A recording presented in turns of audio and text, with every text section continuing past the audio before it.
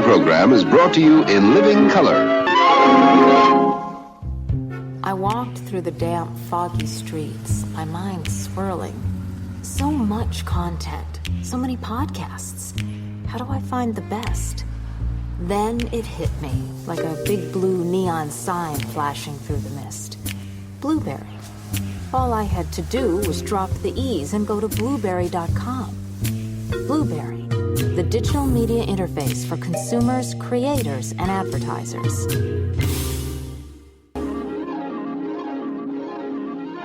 The following program is brought to you in living color.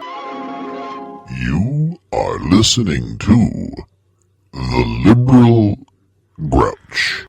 People, all going somewhere, all with their own thoughts, their own ideas, all with their own personalities. Ever since I was a child, all I've ever wanted to be was a journalist, to write stories, to be on the radio, to be an observer of the human condition. Throughout my professional life, in radio, newspapers, and as a writer with the federal government, I've been true to the journalistic ethic of telling the truth, of being accurate, of trying to tell both sides of the story. But I've learned there are people who don't want their story told. In fact, they will do anything to keep you from telling their story. Individually, they are weak, small people who hide in the dark. But when they form a pack, they become dangerous. Not just to the individual trying to tell their story, but to the very concept of a free press. They want their side of the story told, not the full story. And when a strong, honest, progressive voice comes along, one who captures the ears of honest people, it frightens them. It makes them crazy. Hold the string.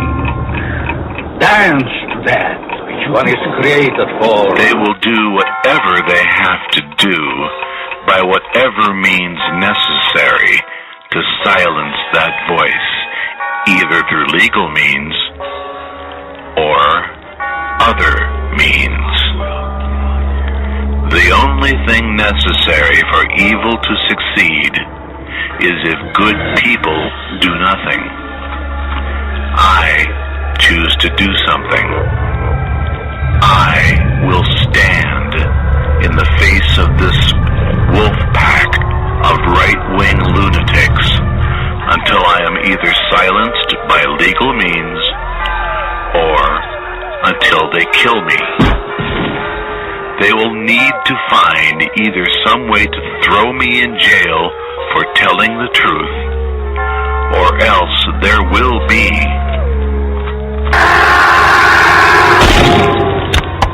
blood on the microphone. Tomorrow morning, 8:30 a.m., in the Howard County Circuit Court in Ellicott City, Maryland, W.J.J. Hoge of Westminster, Maryland, will appeal the denial of his most recent attempt to get a peace order against me. This would be his third, and it will be the first one in which I truly have a fair opportunity to defend myself, if I choose to go. His first peace order against me in 2013, he lied to a judge about the difficulty of blocking me on Twitter. He told the judge that it would be like disabling a significant portion of his internet functionality and would be like changing his phone number to avoid telemarketers. The judge, admitting that he has no idea what Twitter is or how it works, found in his favor. When that peace order expired, he tried for another one. This time, He filed for a peace order while he and I were engaged in a federal copyright infringement suit, which he ultimately lost. And at the settlement hearing, he looked me in the eye and told me he was not going to pursue his appeal. Now, as I have had Parkinson's disease for 15 years, I decided, well, this is a good thing. Maybe he's finally seen the light. Maybe he realizes that this endless persecution and prosecution has nowhere to go, and he's just going to drop it. He had no intention of dropping it. On the day of the peace order hearing, I went to my neurologist. He went to court and got an uncontested peace order, as I was a no-show. And that's what you get for trusting WJJ Hoge. Now, why does he need a peace order? Well, why ask why? The fact is, he wants it. And he's been on something of a roll lately. Yesterday, the same court threw out my state lawsuit for lack of proper venue. See, I can't sue Hoge in Howard County. I can't file a peace order against him in Howard County. State law says a civil action must be brought in a county where the defendant resides or does significant business. Oh, it's okay if he files peace orders in Carroll County, where I do not live. Seems the order of law is somehow different up there in the Republican part of the state, one of the bluest of the blue states of the United States of America. And if you listen to Hoge, one would already have the idea that he's already won this battle tomorrow. He's already bragging on his blog 24 hours before the hearing that he beat me in federal court by getting my lawsuit against him there thrown out for lack of jurisdiction or venue. Yesterday, as I said, the Howard County Circuit Court agreed with him that the Howard County Circuit Court was not a proper venue for a lawsuit against WJJ Hoge. The reason being, as I said, Hoge lives in Carroll County, I live in Howard County, and state law says a civil action must be brought in a county where the defendant lives. So, we must ask ourselves, what happens if I have to get a ride to the Howard County Courthouse tomorrow to contest Hoge's peace order hearing? Well, I'm certain I'll win because Hoge does not have the law on his side. But since when has that ever stopped him from getting what he wants or harassing me? When he loses, if I attend this thing tomorrow, I imagine within a day or so he'll file a fresh peace order in either Howard or Carroll County. And in August, he has an appeal on the docket arguing that the Carroll County District Court was in error when it ruled that it would follow state law and demand that if Hoge so wanted, he could go to Howard County and file for a peace order against me over there. Which he did the same day as he was turned down by Carroll County. And he will continue to file new peace orders, and when they're rejected, he'll appeal it, and then he'll file another one, and it will be rejected, and he'll appeal it. I've written to every state legislator and law enforcement officer I know of, and I can't get anyone to do anything about this guy. And this will continue ad infinitum until the day he goes screaming in agonizing pain into the emergency room after his diseased and corrupted heart explodes under the weight of its own evil. If I don't go, Hoge gets his peace order, which in the long run means nothing to me. I intend to move out of state as soon as Gail's insurance settles, a process I can't even begin until we get her death certificate, which could be any day or week now. As a matter of fact, without the death certificate, there's not much I can do about anything. It's not been an inordinate amount of time since Gail passed away. As a matter of fact, she died a week ago today. And I understand it can take 2 to 3 weeks to get your certified copies of the death certificate, which I need before I do anything. So, how is my time better spent here in this, at the end of this first week since my wife's passing? Do I have the emotional strength to go through a long morning in the Howard County Circuit Court? Or at some point, I haven't cried much yet, will I realize the absolute finality of Gail being gone and break into tears? I believe that's something Hoge would like to see. So, I would just as soon avoid handing him that little Cracker Jack prize he so wants, he so lusts for. And I could do it by not attending this court hearing tomorrow. But should I attend? I have a large number of friends who are pushing me to attend this hearing regardless.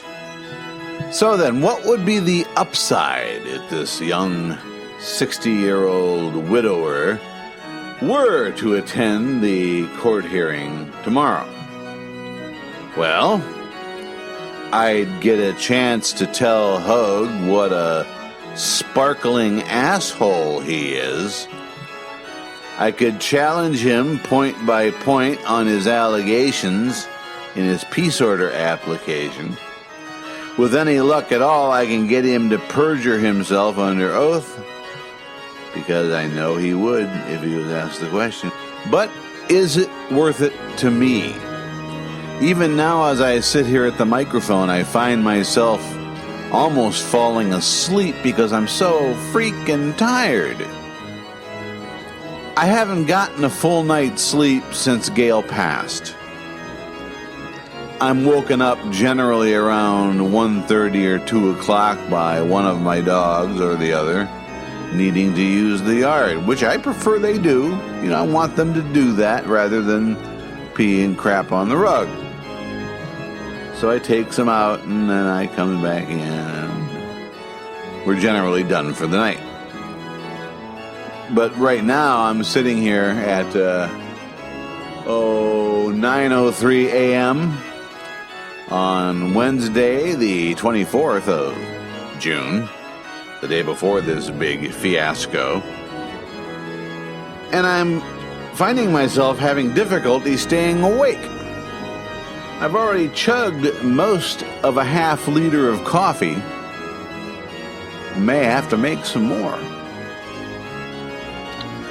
And during this show today, I will be considering the ups and downs of challenging Hoge in court tomorrow. And I will have an ultimate decision by the end of the show. But in the meantime,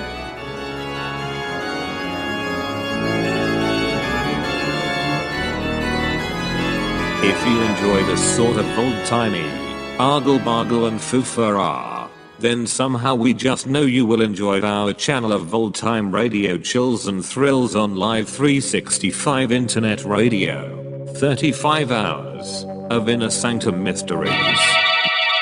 Lipton Tea and Lipton Soup present Inner Sanctum Mysteries.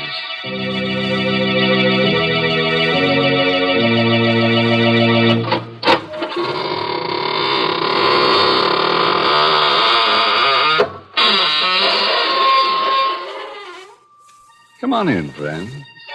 Into the inner sanctum. This is really a lovely place. Oh, kind of dark and cobwebby. But then the maid hasn't been around for some time. No, she was playing the numbers.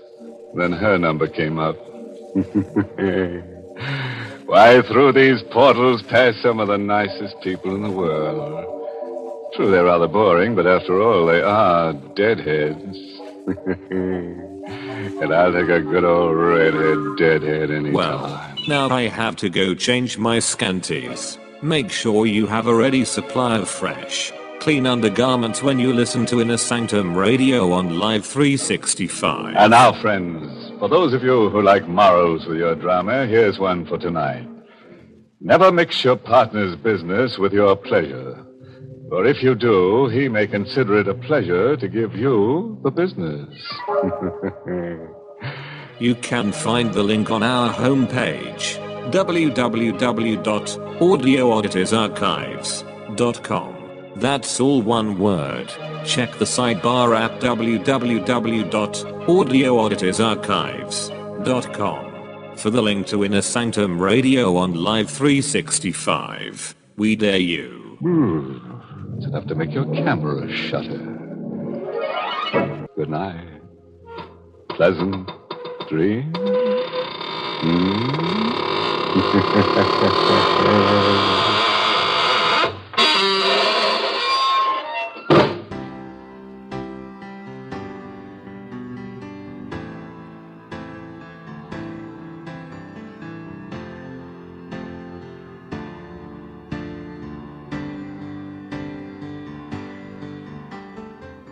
My fellow Americans, here in the middle of the first quarter of the 21st century, as we flip the page of the calendar to a new year and new fear, we find ourselves at a crossroad.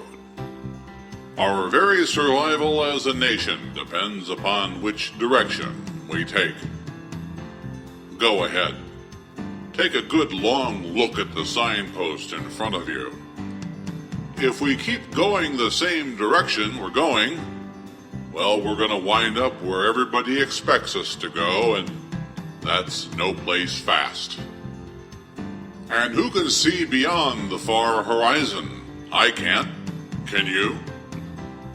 And what lies over the next hill?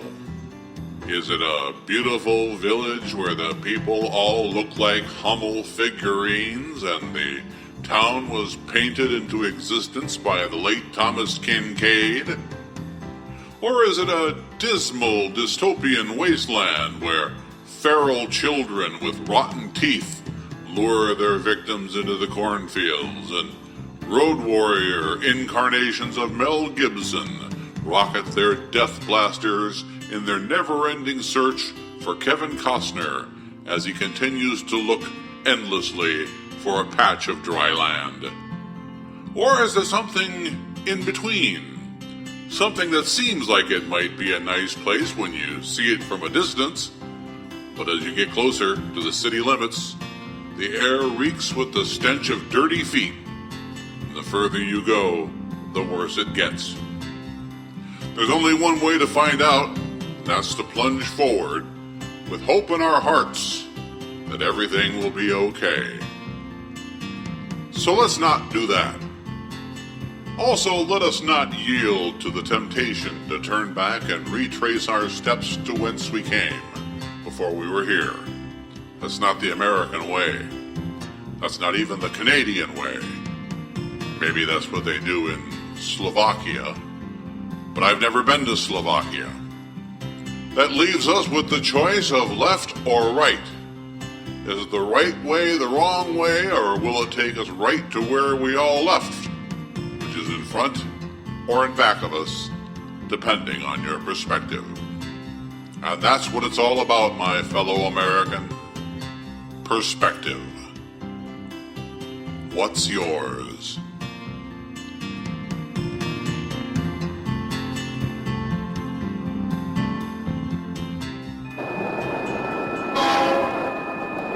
People. All going somewhere. all with their own thoughts, their own ideas, all with their own personalities. All of them held in the sway of the liberal grouch.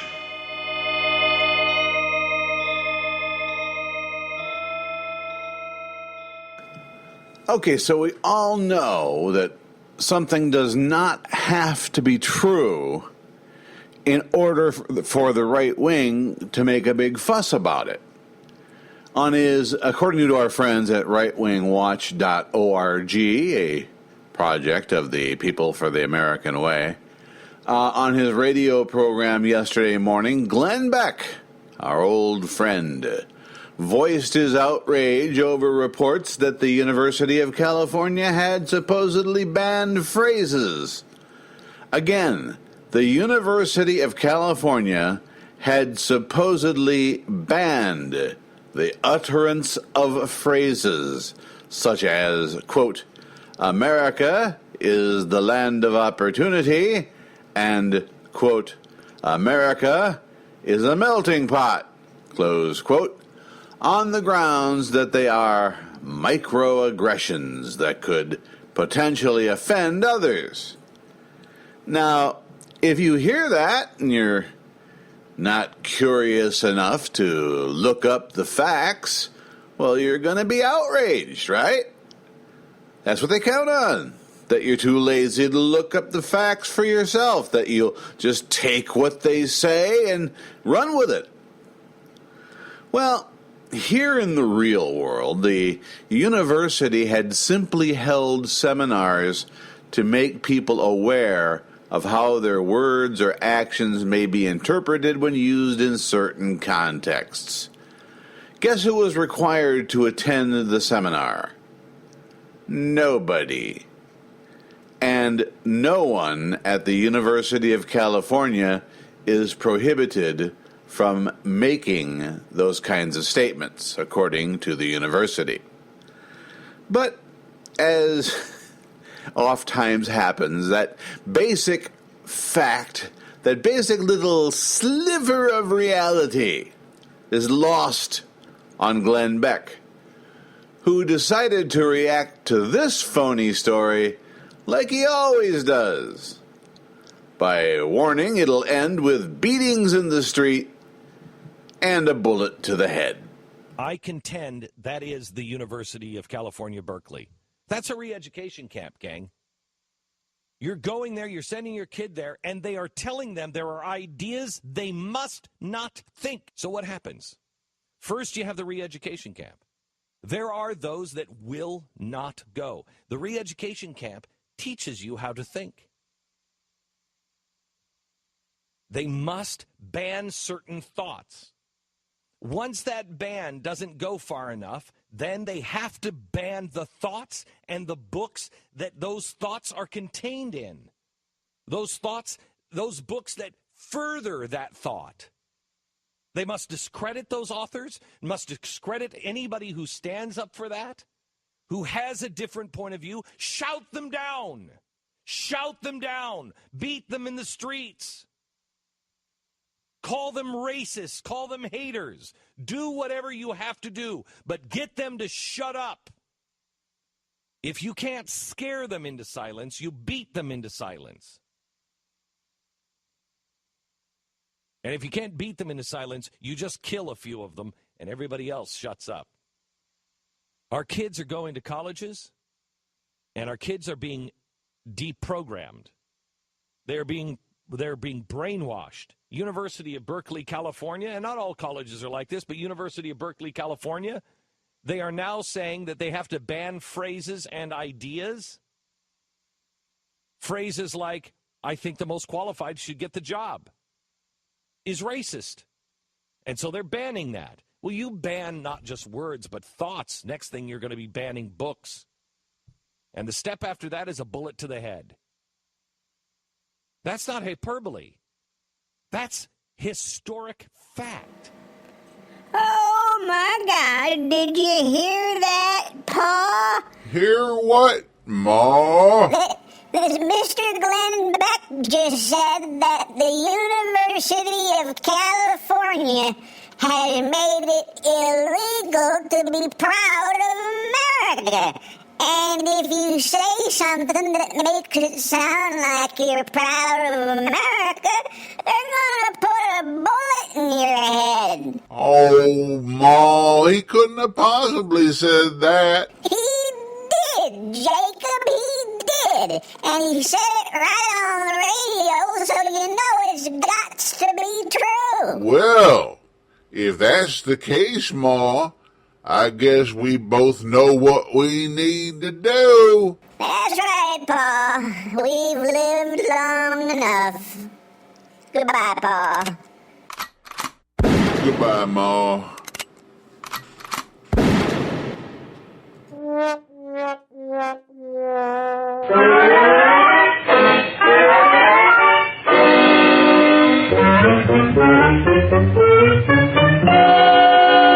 Who'd have ever thought that when I was a youngster, eating my morning breakfast cereal, a heaping bowl of Wheaties with Bruce Jenner's picture on the box, that I would be contributing to the downfall of Western civilization? It still hasn't quite sunk in yet that Bruce Jenner is now Caitlyn Jenner after transgendering himself, which in a free society one would think would be a perfectly acceptable thing. I mean, how does it affect you? Does it take food off your table or money out of your pocket? Does it add to the crime statistics? Just how does it affect you that Bruce Jenner now wishes to be known as Ms. Caitlyn Jenner? Well, I'll tell you how, and you can believe it's all Obama's fault. According to rightwingwatch.org on today's Faith and Freedom radio program, Liberty Counsel's Matt Staver and Matt Barber, a pair of Matts, were aghast at Caitlyn Jenner's gender transition and were utterly outraged that the President Obama had praised Jenner's courage on Twitter. Staver and Barber went on to claim that those who support evil are themselves evil, and therefore there is evil in the White House. In a culture that loves darkness, darkness is going to be celebrated. In a culture that hates light, light is going to be called evil. Evil is called good, and good is called evil. And what Bruce Jenner needs here, instead of being celebrated, people need to be in mourning, need to be praying for him, he needs to be pitied. This is so sad to look at this once great Olympic athlete whose mind, who is so confused, who has this mental disorder, apparently, gender identity disorder, that he somehow believes that he's now at 65 years old, is a woman trapped in a man's body, which is nonsensical. And so instead of being celebrated, Matt, ESPN gave Bruce Jenner their Courage Award, for pretending to be a woman. President Obama gave a shout out to Bruce says that his new name is Caitlyn. He gives a shout out to Caitlyn Jenner and calls him a hero for pretending to be a woman. He calls him a hero because he's struggling with a mental disorder. Where was Barack Obama on the Chris Kyle case? A person who saved untold, hundreds of, at least, of American lives, a Navy SEAL. You didn't hear President Obama call him a hero, but he calls Bruce Jenner a hero for pretending to be a woman. Our world is upside down right now. And, we've got evil that's actually residing in the White House as well because of that. I mean, it's just evil to applaud evil. And as the person who has the highest position in the United States, to come out and use that position to literally applaud something that's evil. So this is nothing to celebrate. This is Romans 1, where the created being vaunts itself against the Creator and worships the creation rather than the Creator. And you see some of this absurdity. And then you even see groups like ESPN applauding it. This is nothing to applaud. This is a sign of a sick society. Oh,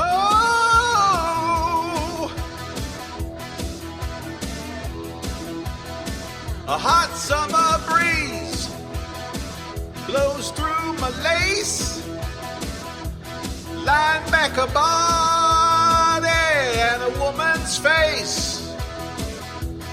I need you to understand that I never was a man. Doctor, doctor, won't you give heed, because a sex change is what I need. Let's start with the estrogen, because a sex change is what I need.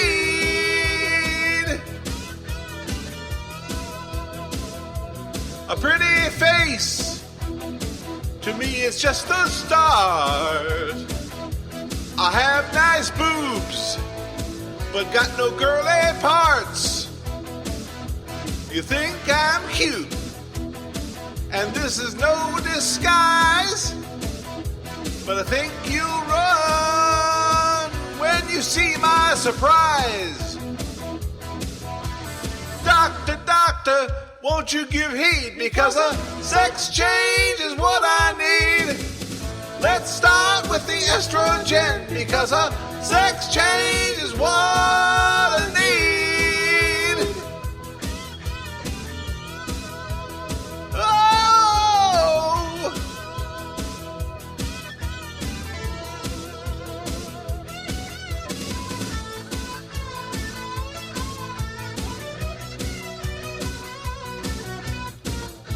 I know you like me. You like me in back. Tell me, cowboy, what you think I like.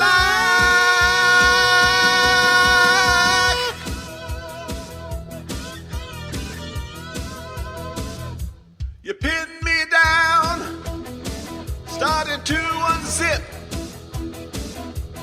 Clear of lust on your lip. Lift my skirt, reach in my thumb. There's something there and it don't belong. Doctor, doctor, won't you give heed, because a sex change is what I need. Let's start with the estrogen, because a sex change is what I need.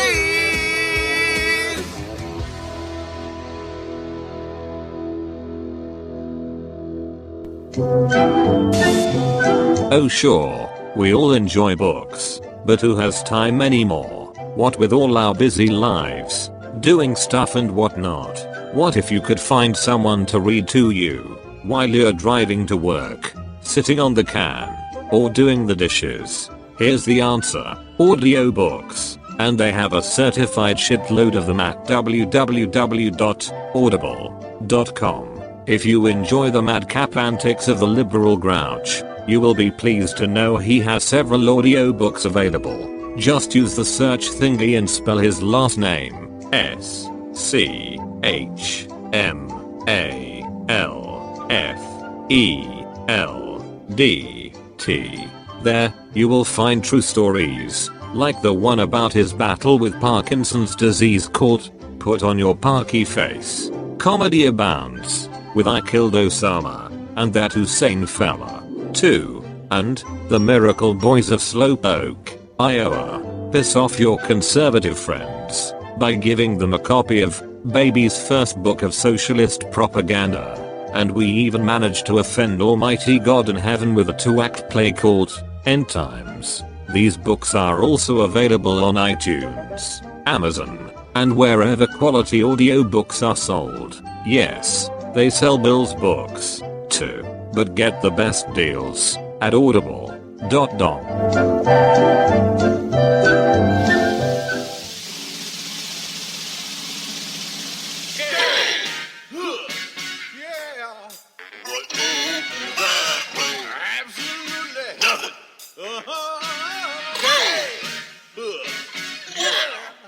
What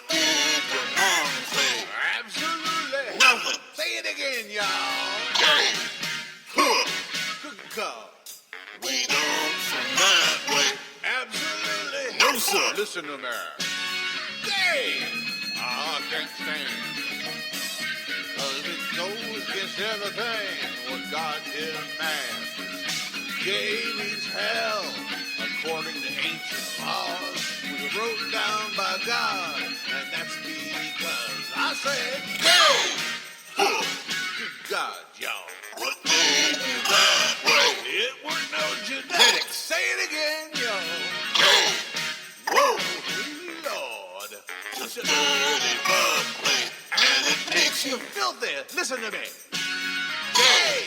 It ain't nothing but a heartbreaker. Friend only to the lubricator. Hey, it's an enemy to all mankind. You get the shaft from behind. Gay has caused disgust with the older generation. Insertion, then perversion makes Jesus cry. Ow! Gay! Huh. Good God, y'all. What did your man say? Turn you into nothing. Say it, say it, say it. Gay! Huh. Just for the bug plate. Ain't no nothing. Say it. Gay! Ain't nothing but a bud breaker. Gay! Got one friend, and that's the lubricator. Okay! Has shattered many a papa's dream. Gay makes him angry, bitter and mean. 'Cause you can't give him no grandkids when you carry on that way. Go on, get you a wife. Just listen to what I say. I said, gay. Good God, y'all. That ain't the right way. Absolutely certain. Say it again. Gay. Whoa, whoa, whoa, Lord. That dirty butt plate leaves your hiney hurting. Listen to me. Gay. It ain't nothing but a heartbreaker. Friend only to the lubricator. Please love and understand and tell me there is no place for them today. They say you got rights to live in freedom so long as you live the life that we say. Hey! Gay! Good God, y'all. What made you that way? Tell me. Nothing. Say it, say it, say it, say it. Gay! Good God, y'all. Who said it's okay? Stand up and shout it now. No one. One is wrong because he does right. One is right because he does wrong. Which of those are you? This is the liberal grouch.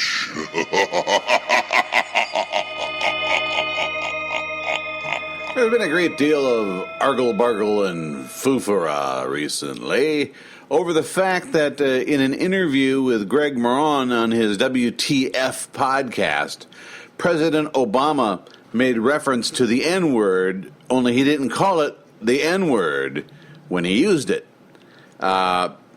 Conservatives, as usual, missed the point and lamented the fact that, our President of the United States is using words that you wouldn't use in public. But let's look at it in context. The President said that racism remains a problem in the United States of America because it's more than just not saying nigger in polite company. And he has a point. I mean, how many people do you know that are racists who will tell you that, well, I'm not racist. I have friends that are black. Joe, who works in the loading dock, for instance, he's a riot. I love him. He's hilarious. Have you ever had him to your house for dinner? Well, no. Have you ever gone to his house for dinner? Well, no. But he's my friend, so I can't possibly be racist. Well, I got news. Anytime a sentence begins with, I'm no racist, but you can just automatically discount everything else that follows with, I am a racist. Now, let us look, if we may, at the context of the word and how freely it was thrown around in the early 20th century. I mean, okay, it's the province of rappers these days, and racists. Rappers and racists get to use the word, but back in the early 20th century, it was a part of Southern, not just Southern, but American culture to use the word. And nobody thought anything about it. It was in comic strips, it was in movies, it was in popular music. For instance, we go back in time 98 years to 1907, and this song called Bake Dat Chicken Pie, performed by Arthur Collins and Byron G. Harlan, probably names you've never heard of, but they were a couple of vaudevillians who had no trouble using the N-word, as we call it now, euphemistically. And now the obligatory trigger warning. If you are offended by the frequent and callous and casual use of the N-word by white people performing in blackface in 1907, then you might want to skip ahead in the podcast. If you want to make a nigga feel good, I'll tell you what to do. What's that?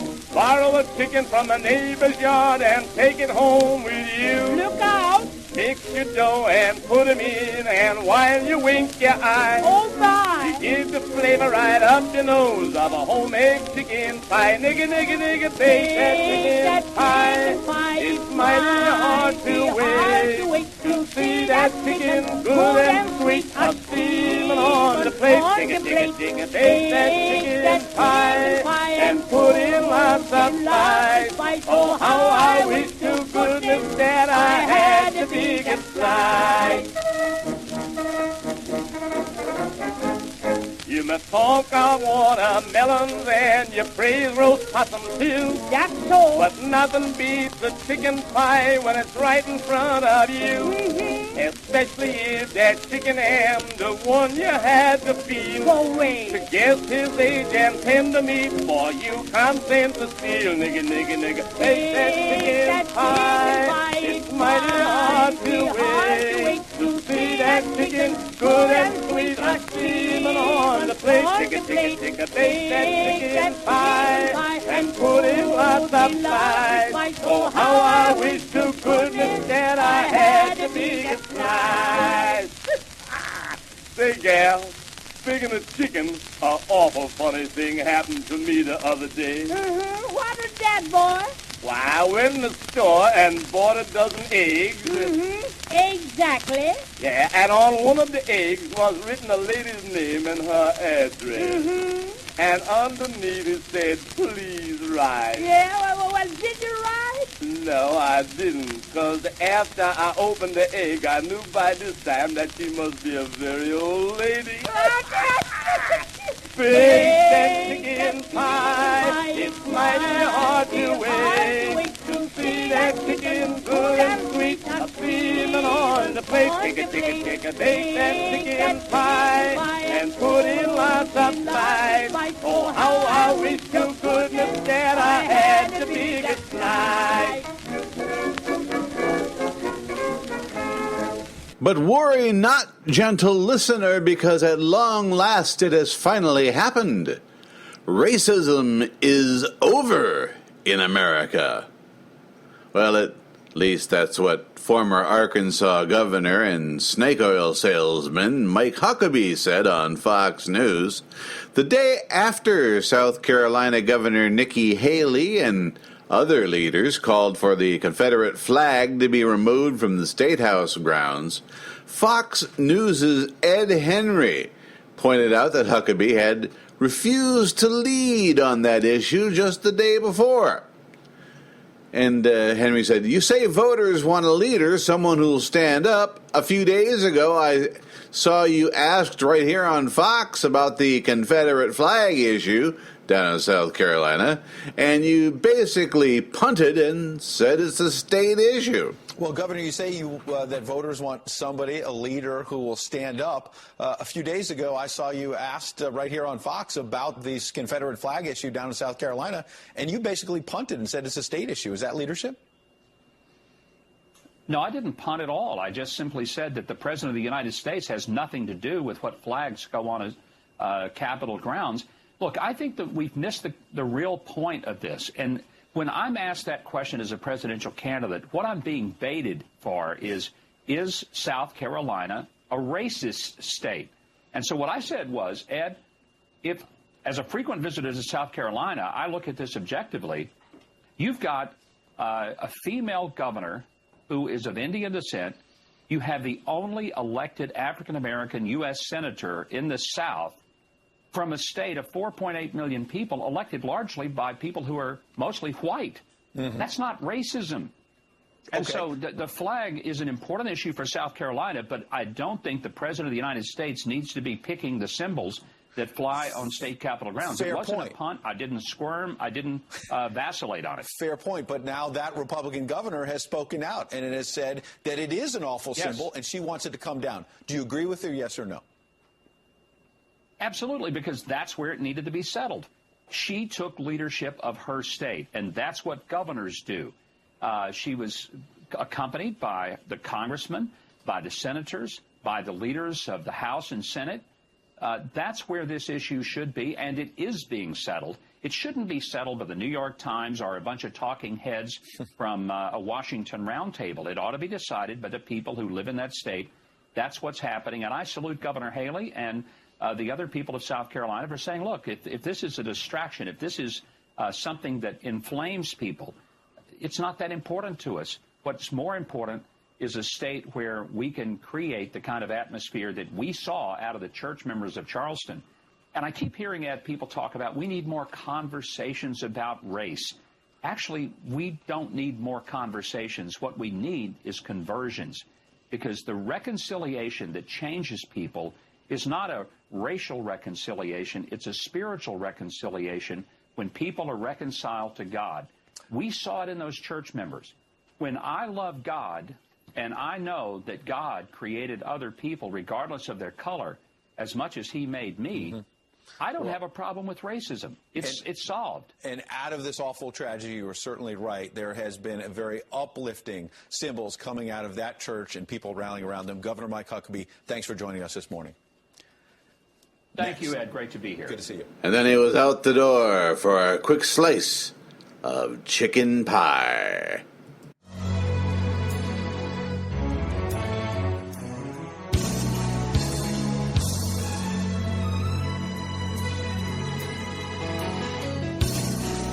When he rolls up his sleeves, he ain't taking any shit. Our God is a badass God. He's picking up the sinners to crush them in his fist. Our God is a mean old God. And the Lord wasn't kidding when he kicked us out of Eden, and it wasn't for no reason that he'll shed your blood. His return is very close, so you better be believing our God is a pissed off God.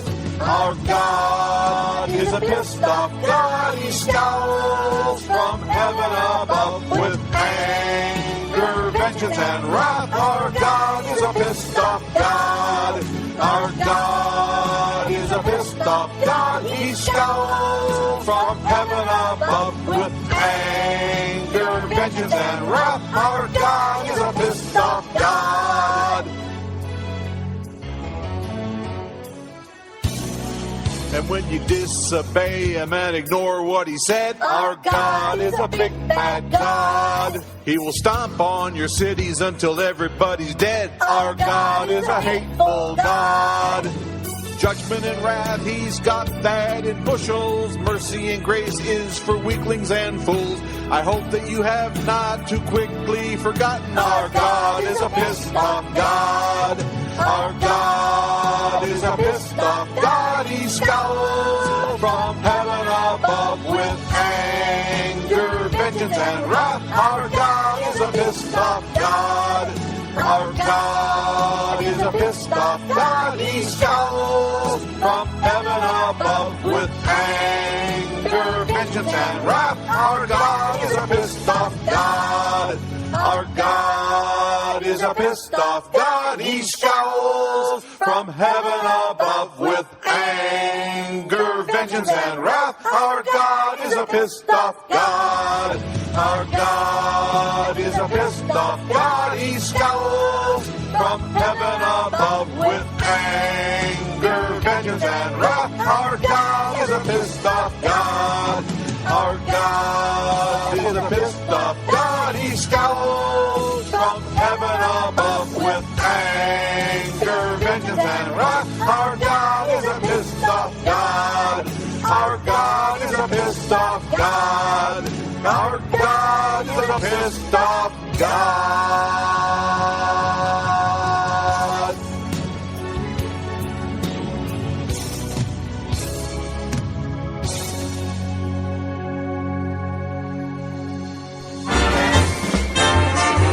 Depending on your point of view, Bill Schmulfeld's comedy is either hilarious, mildly amusing, somewhat offensive, or worthy of an eternity in hell.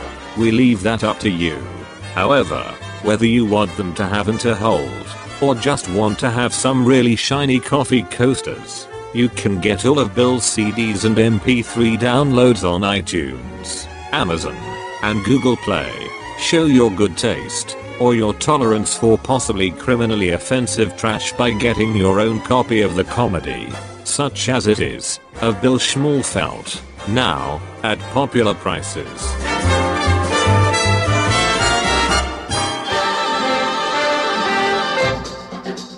There's a Negro living next door, and that's not quite so bad.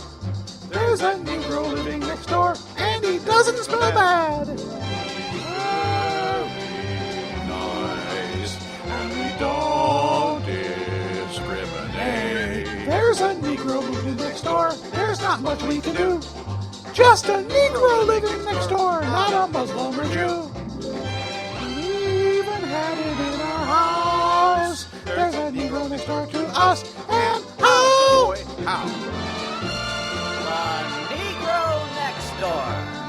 Starring Hugh Bolton as Paul Smith, Barbara Baddingsley as Mrs. Smith, and Luther Washington as the Negro Next Door.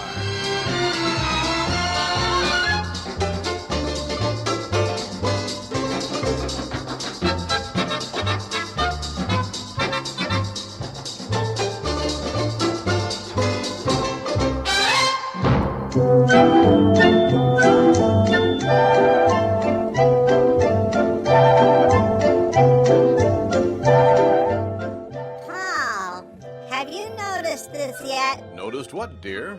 The house next door. The for sale sign in the yard. It has the word sold on it, and there's a moving van in the front yard driveway. Do you think it's too early to walk over there and introduce ourselves? Nonsense. They'll probably be happy to know they have such pleasant, normal neighbors.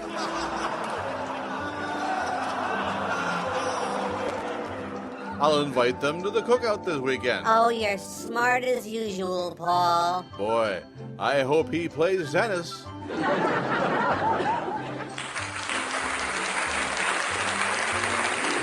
Well, here we are at the front door of our brand new neighbor. I'll ring the doorbell. May I help you? Oh, they have a butler. Yes, boy. Would you let the property owner know that he has visitors? There's a bright, shiny new Roosevelt dime in it for you if you make it snappy. Feats, do your stuff. Sir, I am the property owner.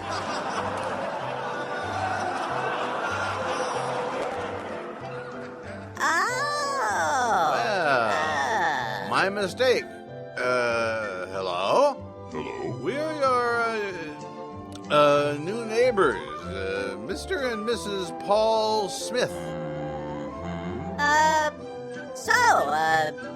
You could afford a nice house like this in a nice suburban neighborhood. Good for you. Yes, thank you. I'm Chief of Neurosurgery at the University of Maryland Medical Center. Golly, I didn't know there were any... What my wife meant to say is, you have the advantage of us. Yes, I am Dr. Filbert Jackson. Dr. Jackson. Mind if I call you Filbert? No, not yet. I don't think so. Well then, Dr. Jackson. Dr. Jackson. Welcome to our lovely neighborhood. Are any of your brothers and sisters or friends or anyone you know also looking to purchase property in this neck of the woods? Paul's a real estate agent. Oh, honey, stop lying. She lies all the time. I'm the assistant manager at the Shafter Shoe Shop. My, and you're able to afford such a nice home in a nice neighborhood. Suburban yet. Well, it's not always easy. Never mind that, honey. Say, there, Dr. Jefferson? Jackson. Dr. Jackson, I'm sorry. We're going to have a cookout this weekend. Why don't you come over? We were planning on grilled tri-tips, but I think I can get some chicken at the shop you saved by then. And the watermelon, honey. Haha, don't forget how much these people love their watermelon.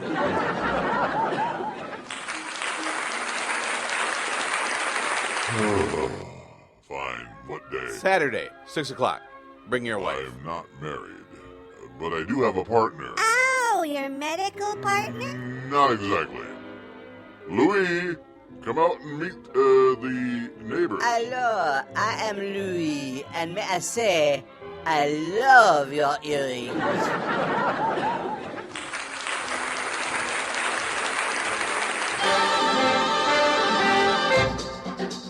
There's a Negro living next door, and that's not quite so bad. There's a Negro living next door, and he doesn't smell bad. Nice, and we don't discriminate. There's a Negro moving next door, there's not much we can do. Just a Negro living next door, not a Muslim or Jew. We even have him in our house. There's a Negro next door to us, and how? The Negro Next Door is a Desi Lou production. Pull the string. Dance to that. Which one is created for? Knowing which string to pull.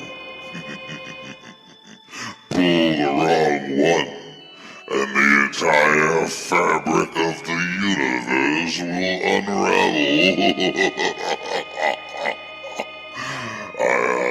This is the liberal grouch.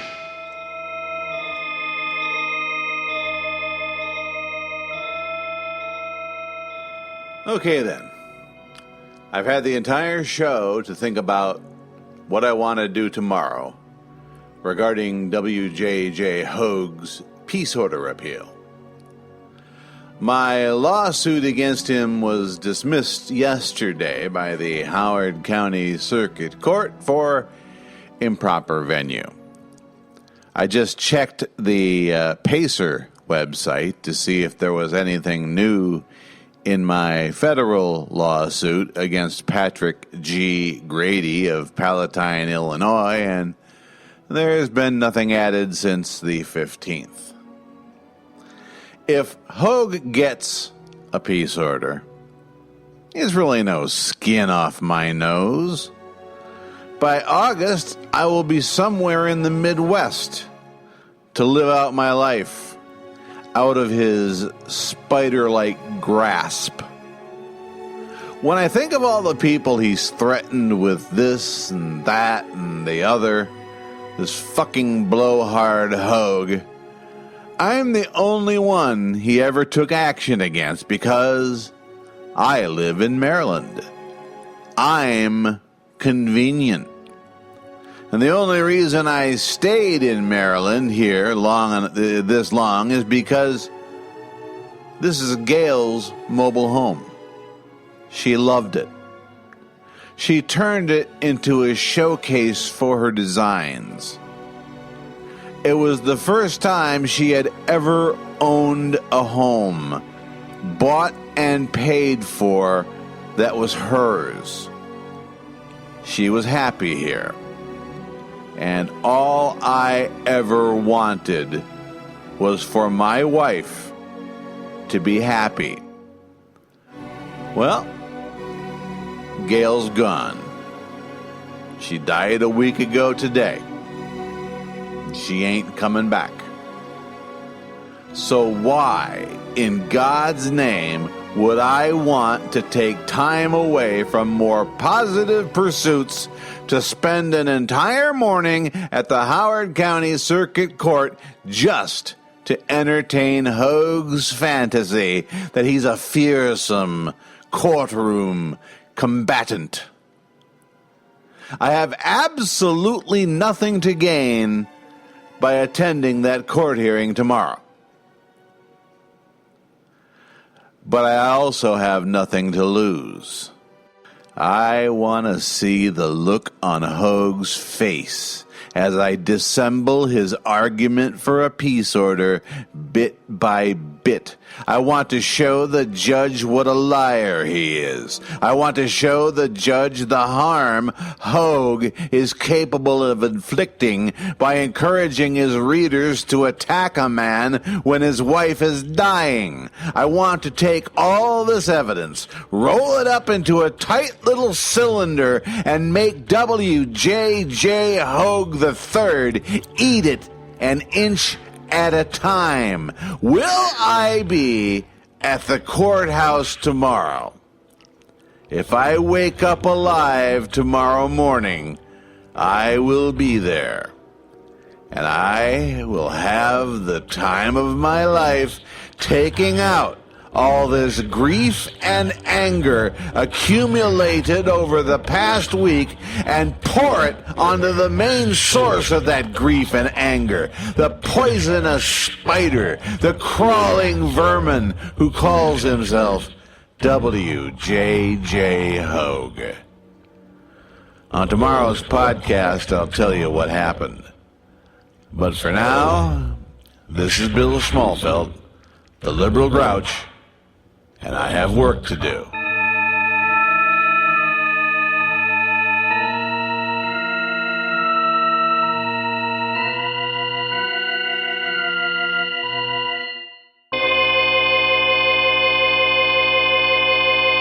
You have been listening to The Liberal Grouch Cast with Bill Schmalfeld. This show is broadcast live on Blog Talk Radio, weekdays starting at 1 p.m. Eastern, and goes on for as long as he freaking feels like it. Then, it's available on demand on Blog Talk Radio, Spreaker, YouTube, SoundCloud, and on the home website www.liberalgrouch.blogspot.com. Write to Bill on Twitter at The Grouchcast. Again, that's at The Grouchcast.